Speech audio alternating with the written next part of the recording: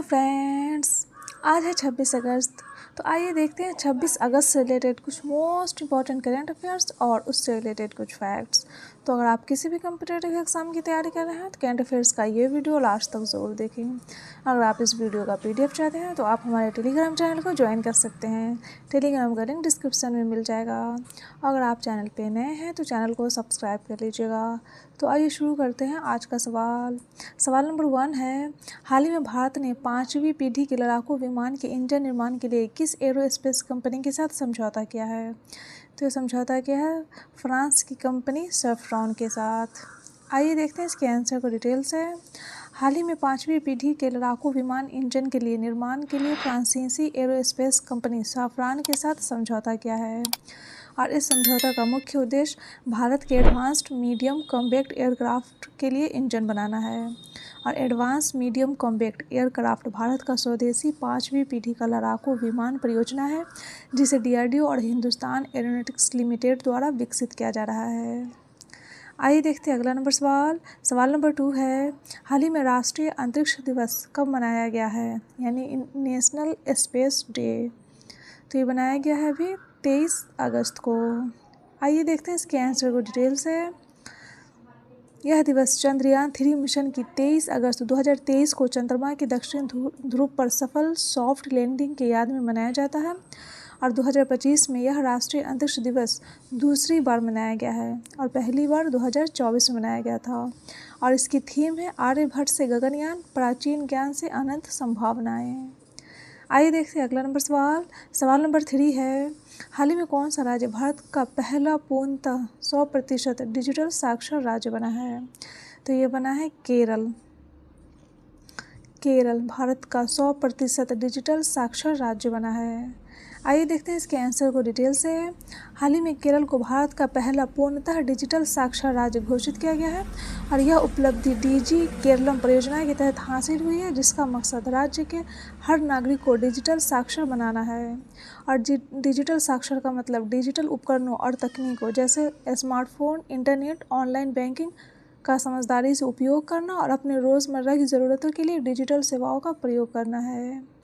आइए देखते हैं अगला सवाल नंबर 4 है, हाल ही में सूर्य के अध्ययन के लिए निम्न में से किस अंतरिक्ष एजेंसी ने सूर्य AI को विकसित किया है? तो ये विकसित किया है अभी नासा ने। आइए देखते हैं इसके आंसर को डिटेल से। हाल ही में नासा ने IBM के साथ मिलकर सूर्य नामक AI मॉडल लॉन्च किया है जो अंतरिक्ष मौसम की सटीक भविष्यवाणी करता है और इसे नासा के सोलर डायनेमिक्स के 9 वर्षों की डेटा पर प्रशिक्षित किया गया है और यह सौर गतिविधियों का विश्लेषण करेगा जैसे पृथ्वी पर संचार, सैटेलाइट और पावर ग्रिड की सुरक्षा बढ़ेगी। आइए देखते हैं अगला सवाल नंबर 5 है, हाल ही में E-गवर्नेंस पर 28वें राष्ट्रीय सम्मेलन का आयोजन कहाँ किया जाएगा? तो यह आयोजन किया जाएगा अभी विशाखापट्टनम में। आइए देखते हैं इसके आंसर को डिटेल से। हाल ही में E-कॉमर्स पर 28वां राष्ट्रीय सम्मेलन 22 से 23 सितंबर को विशाखापट्टनम में आयोजित किया गया है और इसका आयोजन प्रशासनिक सुधार और लोक शिकायत विभाग, इलेक्ट्रॉनिक्स और सूचना प्रौद्योगिकी मंत्रालय और आंध्र प्रदेश सरकार द्वारा संयुक्त रूप से किया गया है। आइए देखते हैं अगला सवाल नंबर 6 है, हाल ही में किस शहर में 15वां भारत जापान वार्षिक शिखर सम्मेलन का आयोजन होगा? तो ये हो जाएगा अभी जापान की राजधानी टोक्यो में। आइए देखते हैं अगला सवाल नंबर 7 है, हाल ही में केंद्र सरकार ने किस राज्य की पंपा नदी को राष्ट्रीय नदी संरक्षण के तहत शामिल किया है? तो ये क्या है अभी केरल राज्य की पंपा नदी को। आइए देखते हैं अगला सवाल नंबर 8 है, हाल ही में खेलो इंडिया जल खेल महोत्सव में कौन शीर्ष पर रहा है? तो ये मध्य प्रदेश शीर्ष पे रहा है और उसके बाद उड़ीसा रहा है और फिर उसके बाद केरल रहा है। आइए देखते हैं अगला सवाल नंबर 9 है, हाल ही में WHO ने नेपाल को किस बीमारी से मुक्त घोषित किया है? तो WHO ने नेपाल को अभी रूबेला बीमारी से मुक्त घोषित किया है। आइए देखते हैं अगला सवाल नंबर 10 है, हाल ही में विश्व प्रतिस्पर्धात्मकता रैंकिंग 2025 में भारत का स्थान क्या है? तो इसमें भारत का स्थान है 41वां। आइए देखते हैं इसके आंसर को डिटेल से। हाल ही में विश्व प्रतिस्पर्धात्मकता प्रतिस्पर्धात्मकता रैंकिंग 2025 में भारत का स्थान 41वां है और इस रिपोर्ट की जारी करता है international institute for management development.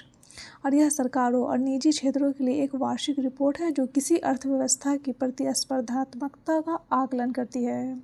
और 2025 की रैंकिंग में 69 देश शामिल किए गए थे और इसमें शीर्ष 3 देश हैं स्विट्ज़रलैंड, सिंगापुर और हांगकांग, और इसमें भारत का स्थान 41वां है। तो ये था डेली करंट अफेयर्स का वीडियो। अगर आपको ये वीडियो अच्छा लगा हो तो वीडियो को लाइक कर दीजिएगा और चैनल को सब्सक्राइब कर दीजिएगा और अपने दोस्तों के साथ शेयर भी कर दीजिएगा। Best of luck, take care.